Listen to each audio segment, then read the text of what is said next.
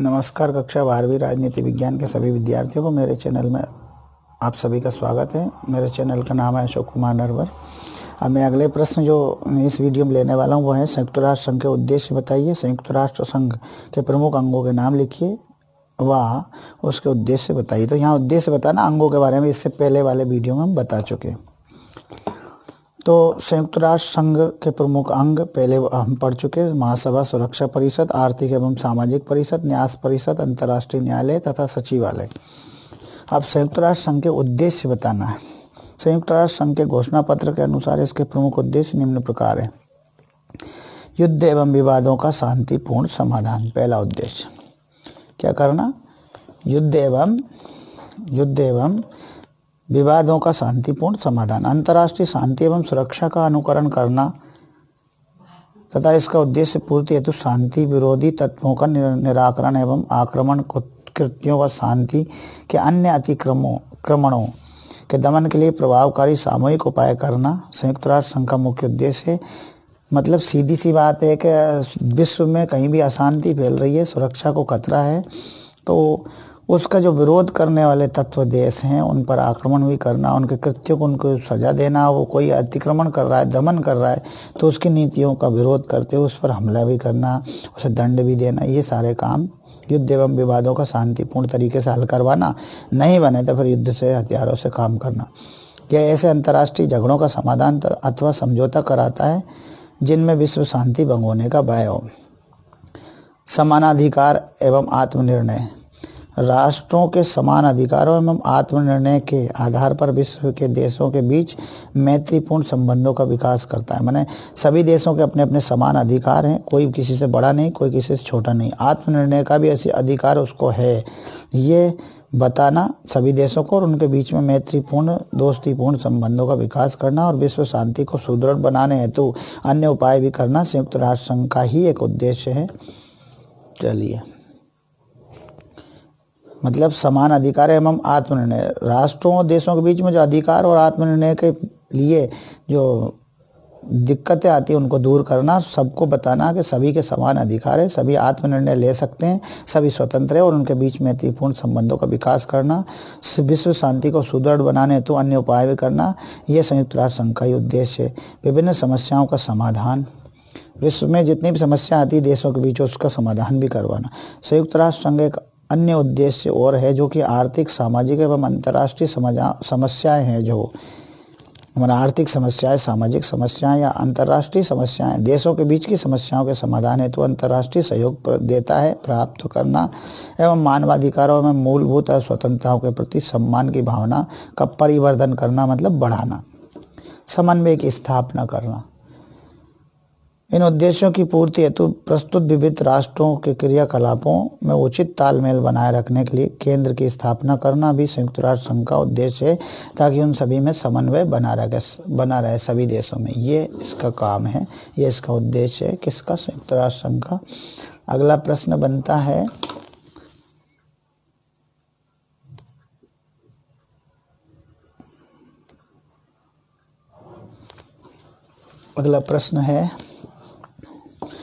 संयुक्त राष्ट्र संघ के सिद्धांतों का वर्णन कीजिए। क्या क्या सिद्धांत हैं, इसके क्या क्या नियम हैं जिन पर वो चलता है? संयुक्त राष्ट्र संघ के सिद्धांत। संयुक्त राष्ट्र संघ के सिद्धांतों का उल्लेख उसके चार्टर के अनुच्छेद 2 में स्पष्ट रूप से किया गया है। उसका चार्टर या संविधान है, उसमें उसके उद्देश्य को उल्लेख किया गया है, यानी सिद्धांतों का संक्षेप में निम्न प्रकार से उनको स्पष्ट किया गया है। उत्तरदायित्व का निर्वाह।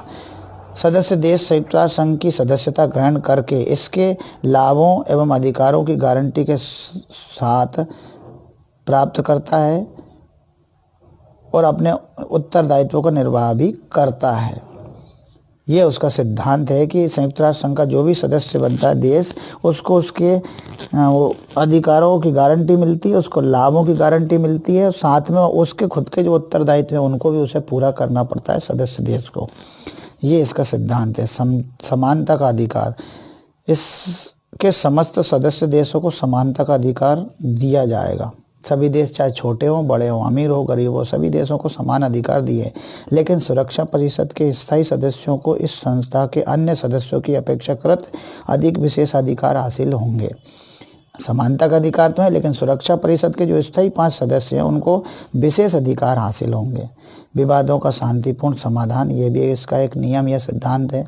अंतर्राष्ट्रीय शांति एवं सुरक्षा बनाए रखने हेतु, अंतर्राष्ट्रीय शांति एवं सुरक्षा बनाए रखने हेतु भी देशों के बीच होने वाले विवादों का समाधान शांतिपूर्ण तरीके से करेंगे। ये इसका सिद्धांत है, किसका? संयुक्त राष्ट्र संघ का। फिर आता है आंतरिक मामलों में हस्तक्षेप। संयुक्त राष्ट्र संघ किसी भी देश के आंतरिक मामलों में हस्तक्षेप नहीं करेगा, किसी भी देश के मामले में, जब तक कि विवाद 2 देशों 4 देशों के बीच ना हो। किसी एक देश के आंतरिक मामलों में हस्तक्षेप नहीं करता। जब विवाद एक देश से दूसरे देश में पहुंच जाए तब होता है हस्तक्षेप। लेकिन चार्टर के 7वें अध्याय में उल्लिखित कार्रवाई, जैसे शांति को खतरे में डालने वाली अथवा शांति को भंग करने वाले प्रयासों के संदर्भ में कार्रवाई के लागू किए जाने पर इस सिद्धांत का कोई प्रभाव नहीं पड़ेगा। ये सिद्धांत प्रभाव से हीन हो जाएगा। फिर है शांति एवं सुरक्षा। संयुक्त राष्ट्र संघ शांति एवं सुरक्षा को बनाए रखने की व्यवस्था करेगा। वह गैर सदस्य देशों से भी शांति एवं सुरक्षा को बनाए रखने हेतु चार्टर के सिद्धांतों को मनवाने का प्रयास करेगा। जो सदस्य नहीं उनसे भी मनवाने की कोशिश करता है। कौन? संयुक्त राष्ट्र संघ। संयुक्त राष्ट्र संघ की सदस्यता, जब संयुक्त राष्ट्र संघ चार्टर के अनुरूप कोई कार्रवाई करेगा तभी सदस्य देश उसे सभी प्रकार की सहायता हेतु प्रतिबद्ध होंगे। चार्टर के अनुसार अगर कोई कार्रवाई करता है तो जो चार्टर पर हस्ताक्षर करने वाले सदस्य देश हैं उनको भी उसकी सहायता करनी पड़ेगी। उसके लिए वो प्रतिबद्ध हैं, प्रतिज्ञाबद्ध हैं। कौन? वो देश जो सदस्य हैं इसके। वे उस देश की किसी भी प्रकार की मदद नहीं करेंगे जिसके खिलाफ संयुक्त राष्ट्र संघ शांति एवं सुरक्षा के लिए कोई कार्रवाई कर रहा है। तो जो भी सदस्य देश हैं, संयुक्त राष्ट्र संघ जिस देश के खिलाफ कोई कार्रवाई कर रहा है उसके मदद नहीं कर सकते कोई देश, ये यहाँ बताया। संयुक्त राष्ट्र संघ जिस पे नाराज हो जाए उसकी मदद अन्य सदस्य देश नहीं कर सकते, तो उसकी नाराजगी से बचना पड़ता है। अब आगे बल प्रयोग नहीं। संयुक्त राष्ट्र संघ के सभी सदस्य देश अपने अंतर्राष्ट्रीय विवादों में किसी राज्य की अखंडता एवं राजनीतिक स्वाधीनता के खिलाफ ना तो धमकी देंगे ना ही किसी तरह का बल प्रयोग करेंगे। इसी तरह वे संयुक्त राष्ट्र संघ के उद्देश्यों के प्रतिकूल कोई आचरण भी नहीं करेंगे। यानी संयुक्त राष्ट्र संघ के खिलाफ कोई भी आचरण नहीं कर सकते सदस्य देश। अब बताया है विश्व स्वास्थ्य संगठन के कार्यों को समझा कर लिखिए। विश्व स्वास्थ्य संगठन के जो कार्य हैं उनको समझा कर लिखना है। विश्व स्वास्थ्य संगठन के कार्य। विश्व स्वास्थ्य संगठन के प्रमुख कार्यों को संक्षेप में निम्न प्रकार से स्पष्ट किया जा सकता है। बीमारी की रोकथाम। संगठन का कार्य विश्व के देशों को बीमारियों की रोकथाम हेतु जागरूक करना पहला काम। WHO का काम है कि विश्व के देशों में जो बीमारियां होती हैं उनकी रोकथाम हेतु उन्हें जागरूक करना। संगठन के प्रयासों के फलस्वरूप विश्व के देशों में मलेरिया का प्रकोप नगण्य हो गया है। विश्व स्वास्थ्य संगठन के परामर्शदाता क्षय रोग, मातृ एवं बाल सुरक्षा, पोषण तथा स्वच्छता इत्यादि के क्षेत्रों में कार्य करते हैं। इन सभी क्षेत्रों में काम करते हैं विश्व के सभी देश। संगठन प्रतिवर्ष सैकड़ों डॉक्टरों एवं नर्सों को अन्य देशों में जाकर अध्ययन एवं अनुसंधान करने हेतु छात्रवृत्तियां भी देता है विश्व स्वास्थ्य संगठन, ताकि विश्व के देशों में स्वास्थ्य संबंधी जो कठिनाइयाँ उनको दूर किया जा सके, जो डॉक्टरों की कमी है उसको पूरा किया जा सके, स्वास्थ्य कर्मियों की कमी को पूरा किया जा सके। जिस देश में कमी है वहाँ भेजा जाता है। बीमारी का उपचार। विश्व स्वास्थ्य संगठन द्वारा टीकों एवं औषधियों हेतु अंतर्राष्ट्रीय मापदंड निर्धारित किए जाते हैं। एक संगठन हैजा तथा चेचक इत्यादि संक्रमण रोगों की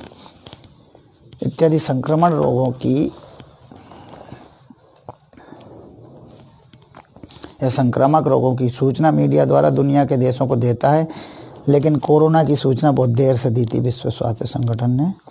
विश्व स्वास्थ्य संगठन द्वारा विगत कुछ वर्षों से इन्फ्लुएंजा पोलियो रोग पर विशेष शोध कार्य कराया जा रहा है। अगला काम है सार्वजनिक सेवा में सक्रिय लोगों को प्रशिक्षण। विश्व स्वास्थ्य संगठन के महत्वपूर्ण कार्यों के संबंध में निकटतम प्राविधिक बारीकियों से विश्व स्वास्थ्य संगठन को अवगत कर रखने हेतु विश्व भर के कई विशेषज्ञों के दल स्वास्थ्य कार्य के समस्त पहलुओं पर विचार विमर्श करते हैं। दुनिया से अनेक महामारियों का नामो निशान मिटाने में संगठन ने बहुमूल्य मदद दी है। विश्व स्वास्थ्य संगठन ने जहां अल्प विकसित एवं पिछड़े हुए देशों की जरूरी दवाइयाँ तथा चिकित्सा संबंधी बहुमूल्य उपकरण उपलब्ध कराएं, वहीं इसने ऐसे देशों के शासकीय अधिकारियों तथा डॉक्टरों को सार्वजनिक स्वास्थ्य एवं चिकित्सा संबंधी उच्च अध्ययन हेतु छात्रवृत्तियाँ भी दी हैं। किसने? WHO ने। अब आगे, विश्व स्वास्थ्य प्रशासन को सुधारने में मदद। इस संगठन ने विश्व स्वास्थ्य संबंधी विविध क्षेत्रों में उपयोगी भूमिका का निर्वाह किया। यह विश्व बीमारी संगठन नहीं है। विश्व स्वास्थ्य संगठन सभी देशों को उस समय मदद देता है जब वे स्वयं भी परस्पर एक दूसरे की सहायता करते हैं। विश्व स्वास्थ्य संगठन सिर्फ रोगों का उन्मूलन ही नहीं करता, बल्कि उसका ध्येय संपूर्ण शारीरिक, मानसिक तथा सामाजिक कल्याण को प्रोत्साहन देना है। इसके बिना अंतर्राष्ट्रीय कल्याण असंभव है।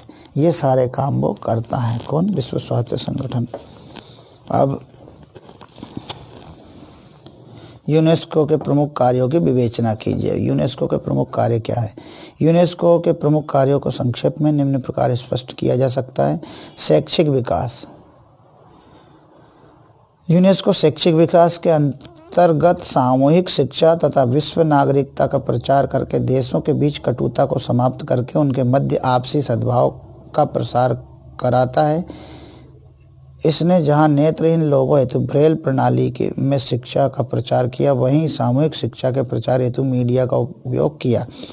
यूनेस्को ने विभिन्न देशों के निवेदन पर वहां अपना मिशन भेजकर उन देशों में शिक्षा पद्धति के आधुनिकीकरण में मदद दी है। प्राकृतिक विज्ञान के क्षेत्र में योगदान।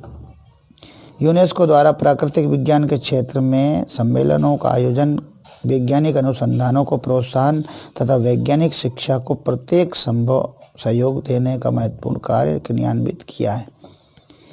यहाँ पर क्या है, उसने प्राकृतिक विज्ञान के क्षेत्र में पहले सम्मेलनों का आयोजन किया, वैज्ञानिक अनुसंधानों को प्रोत्साहन भी दिया ताकि वैज्ञानिक अनुसंधान ज़्यादा हो, वैज्ञानिकों की शिक्षा की व्यवस्था भी की, इसको भी प्रोत्साहन दिया और प्रत्येक संभव सहयोग भी दिया। यह महत्वपूर्ण कार्य किए उसने। सामाजिक विज्ञान के क्षेत्र में योगदान। यूनेस्को विचार गोष्ठियों का आयोजन करता है, अंतर्राष्ट्रीय संगठनों के निर्णय तथा देशों के बीच आपसी तनावों को दूर करने के अनेक कार्य भी करता है। सांस्कृतिक क्षेत्र में योगदान। यह संस्था सांस्कृतिक क्षेत्र में अनेक प्रकार की कलाओं तथा प्रदर्शन से संबंधित साहित्य के प्रकाशन का कार्य भी करता है। सांस्कृतिक क्षेत्र के अनेक कलाओं से संबंधित जो प्रकाशन होता है, साहित्य होता है, उनके प्रकाशन का कार्य करता है। भारत के प्राचीनतम धार्मिक ग्रंथ ऋग्वेद को यूनेस्को ने 2007 में विश्व सांस्कृतिक विरासत सूची में शामिल किया। ऋग्वेद को और भी कई साइट्स हैं भारत की जिनको यूनेस्को की सूची में शामिल किया गया। पुनर्वास संबंधी योजना। विभिन्न देशों के शरणार्थियों को पुनर्वास संबंधी सुविधाएं प्रदान करना भी यूनेस्को का कार्य है। प्राविधिक सहायता। यूनेस्को प्राविधिक सहायता विभाग के विशेषज्ञ यूनेस्को के जो प्राविधिक सहायता विभाग के विशेषज्ञ हैं, स्पेशलिस्ट हैं, वो विभिन्न देशों को प्राविधिक मदद भी करते हैं। ये भी इसका कार्य है। अब एक और पॉइंट है, सम्मेलन एवं मिशन। यूनेस्को द्वारा एक देश के विद्वान को दूसरे देश की संस्कृति से परिचित होने हेतु दूसरे देश भेजा जाता है। इससे परस्पर सहयोग की भावना को बल मिलता है। इसी उद्देश्य को दृष्टिगत रखते हुए समय समय पर यूनेस्को द्वारा अंतर्राष्ट्रीय सम्मेलनों का आयोजन कराया जाता है। परस्पर सहयोग की भावना के लिए ही वो एक देश की संस्कृति या किसी भी देश की संस्कृति के परिचय हेतु वो भेजता है, लोगों को, विद्वानों को भेजता है। अब आता है संयुक्त राष्ट्र संघ में भारत का क्या योगदान है, लिखिए। संयुक्त राष्ट्र संघ में भारत का योगदान। संयुक्त राष्ट्र संघ का प्रबल समर्थक है भारत, अतः वह उसमें पूर्ण आस्था रखता है। संयुक्त राष्ट्र संघ में कौन? भारत। संयुक्त राष्ट्र संघ में भारत का योगदान अथवा भूमिका को निम्न प्रकार स्पष्ट किया जा सकता है। संयुक्त राष्ट्र संघ के आदेशों का परिपालन। भारत 30 अक्टूबर 1945 को संयुक्त राष्ट्र संघ का सदस्य बना। उसने प्रारंभ से ही संयुक्त राष्ट्र संघ के आदेशों का परिपालन किया। उदाहरणार्थ 1948, 1965 तथा 1971 में संयुक्त राष्ट्र संघ के आदेश पर भारत ने युद्ध विराम किया। अंतर्राष्ट्रीय समस्याओं के समाधान तथा विश्व शांति की स्थापना में सहायता। भारत ने संयुक्त राष्ट्र संघ के साथ मिलकर अनेक अंतर्राष्ट्रीय समस्याओं के समाधान में निर्णायक भूमिका का निर्वहन किया। उदाहरण के लिए कोरिया, हिंद चीन, कांगो, मिस्र इत्यादि देशों की समस्याओं को हल करने में भारत का योगदान दुनिया से छिपा हुआ नहीं है। उनमें बहुत सहायता की भारत ने। किस किस संकट के समय, कोरिया संकट के समय, हिंद चीन के संकट के समय, कांगो तथा मिस्र इत्यादि देशों की संकटों के समय समस्याओं को हल करने में भारत ने योगदान दिया। संयुक्त राष्ट्र संघ के संगठनों में सहयोग। भारत ने शुरू से ही संयुक्त राष्ट्र संघ की कार्यप्रणाली तथा उसके संगठन में सहभागिता की है। वर्तमान में लगभग 140 भारतीय संयुक्त राष्ट्र संघ के सचिवालय में कार्यरत हैं। 140 भारतीय। भारत के सीवी नरसिम्हन महासचिव कार्यालय के उप सचिव के दायित्व का निर्वहन कर चुके हैं। इसके पूर्व भी अनेक भारतीय संयुक्त राष्ट्र संघ के उच्च पदों को सुशोभित कर चुके हैं। आगे, संयुक्त राष्ट्र संघ को विश्वव्यापी संगठन बनाने का प्रयास किसका? भारत का। भारत ने सदैव यह प्रयास किया है कि विश्व के सभी देश संयुक्त राष्ट्र संघ के सदस्य बने। भारत चाहता है कि यह संगठन विश्वव्यापी बने, जिससे यह दुनिया में शांति स्थापित करने में प्रभावी भूमिका का निर्वहन कर सके। कौन? संयुक्त राष्ट्र संघ। ये इसका प्रयास भी भारत करता है। एक समय था जब संयुक्त राज्य अमेरिका तथा सोवियत रूस अन्य देशों को संघ का सदस्य बनाने में रुकावट पैदा कर रहे थे, लेकिन भारत ने दोनों देशों को सहमत करके 18 नए देशों को संयुक्त राष्ट्र संघ की सदस्यता दिलाई, जिसमें जनवादी चीन भी सम्मिलित था। वर्तमान में संघ की सदस्य संख्या 193 हो गई तथा इसमें भारत का निश्चित रूप से महत्वपूर्ण योगदान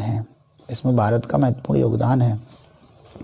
ये भी कह सकते हैं भारत ने दोनों देशों को सहमत कराया, रूस और अमेरिका को, और 18 नए देशों को संयुक्त राष्ट्र संघ की सदस्यता दिलवाई, जिनमें जनवादी चीन यानी आज का चीन जो कि भारत को धोखा देता है, उसको भी उसका सदस्य बनवाया था। वर्तमान में संघ की सदस्य देशों की संख्या 193 हो गई तथा इसमें भारत का निश्चित रूप से महत्वपूर्ण योगदान है। साम्राज्यवाद एवं उपनिवेशवाद का विरोध।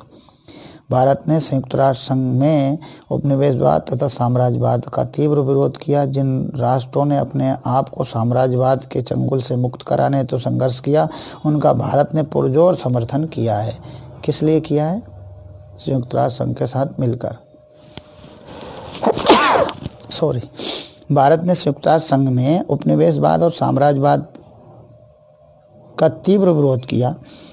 जिन राष्ट्रों ने अपने आप को साम्राज्यवाद के चंगुल से मुक्त कराने हेतु संघर्ष किया, उनका भारत ने पुरजोर समर्थन भी किया। किसने किया? भारत ने। तो ये एक पार्ट के 3 वीडियो थे। धन्यवाद। अब आप इनको देखिएगा।